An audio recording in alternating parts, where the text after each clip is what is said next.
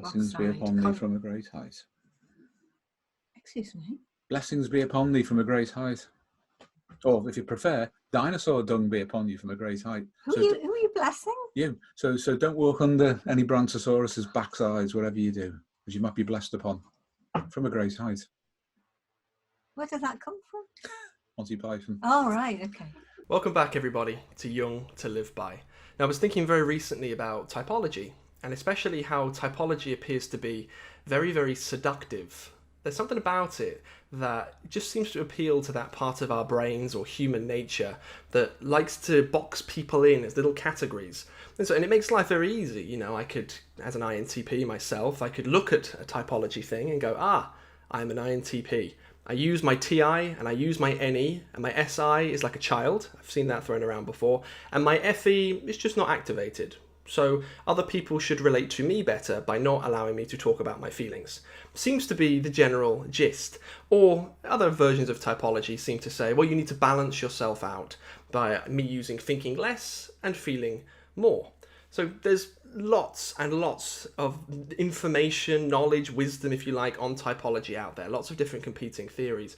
But with psychosystems analysis, we want to keep things as grounded and clinically relevant as possible. So of course the idea with that, or the litmus test, would be a patient comes into you suffering and you want to help them.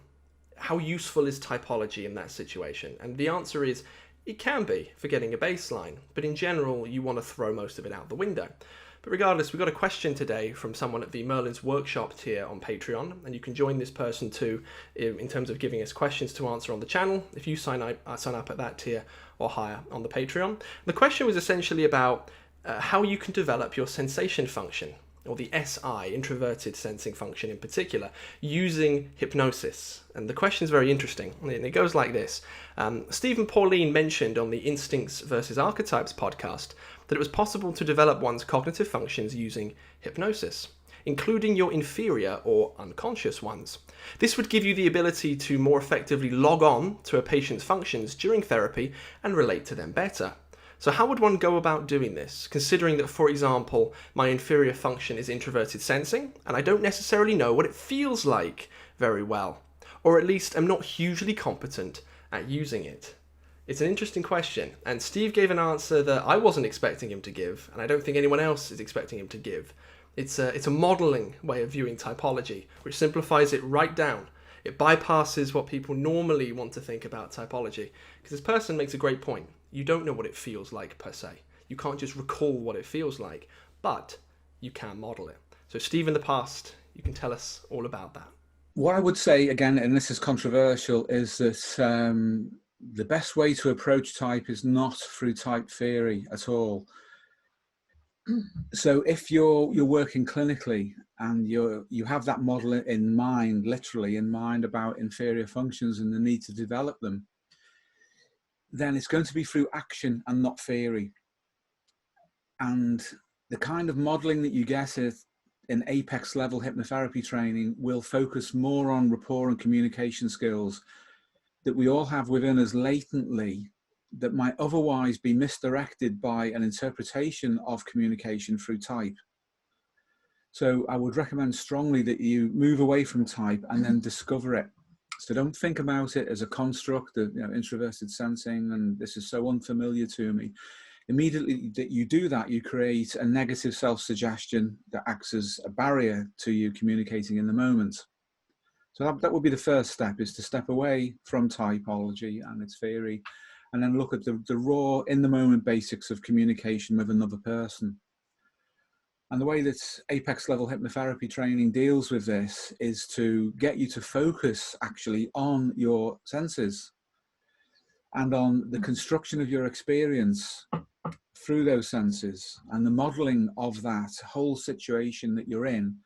That's you and the other person that you're working with, and how that is modeled in a sensory sense, so to speak, and then the feedback of that to the other person, and then that constant modeling, which is a form of parallel processing.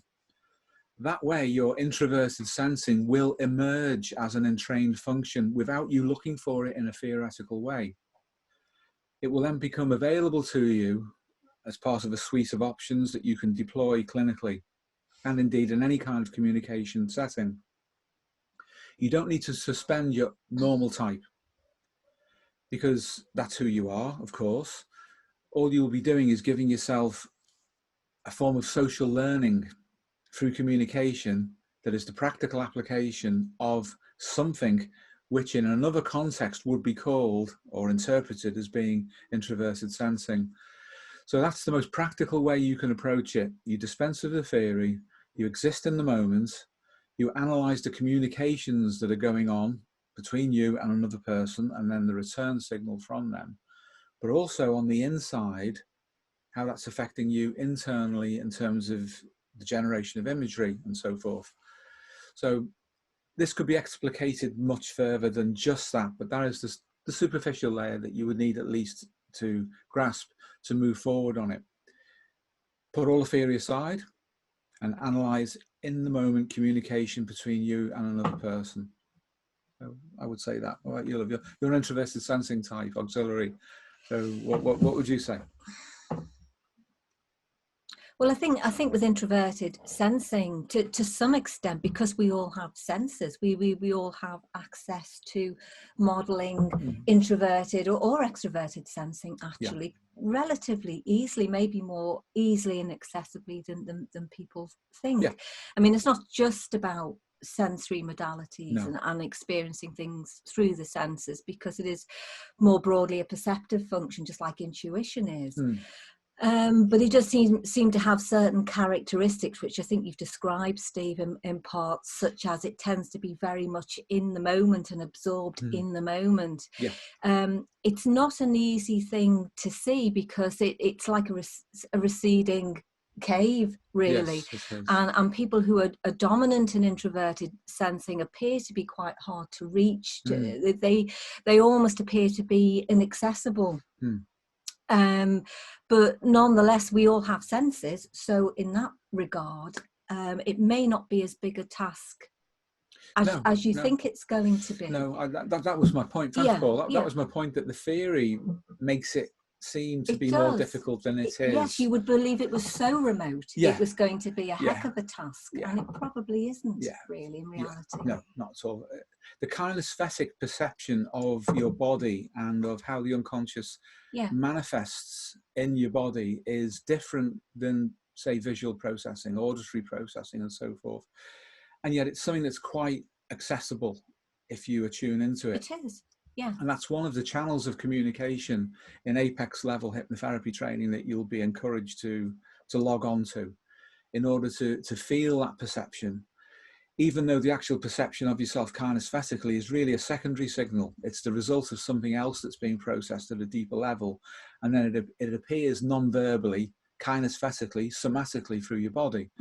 That then may well generate an image or a memory. And all of that, you could say, is a form of introverted sensing. But as Pauline said, if you're going to really sharpen your introverted sensing, obviously that goes to another level. But initially, for working with clients, then you need to work through your sensory modalities. And you need to do that regardless of type, because if you were already an introverted sensing or even extroverted sensing type, it doesn't mean that they're sharpened sufficiently to work clinically. That's a skill that's added on to a type. And some people who possess that type in an adapted form will actually resist extending that adaptation into a new skill set, whereas someone who doesn't possess it, perhaps meets communication with the object, say through intuition, may find the novelty of the difference between those experiences intriguing enough to develop the skill more quickly, perhaps, than someone who is used to using introverted sensing for sensory communication, input and modelling.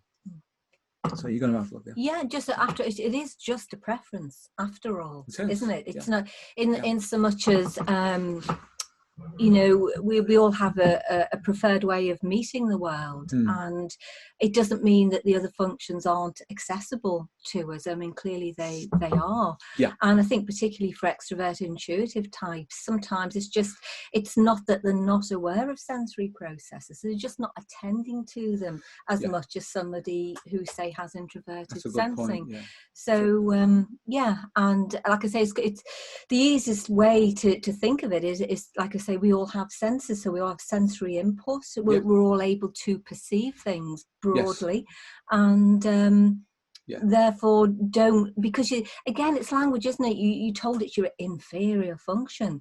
Therefore, you know it's inaccessible to you. You're not going to be very good at doing it already. The suggestion implies that you're going to have a struggle with it. It's a suite of options. It is, and you can choose to modify, develop, nurture those options, provided you know it's possible to do so. And the way that type theory is generated out in the environment at the moment, and I mean this distinctly from how Jung described it in his work Psychological Types, Collected Works, Volume 6, the way it's presented now makes things far more difficult to grasp, even in that volume, and that's a pretty dense volume to work your way through.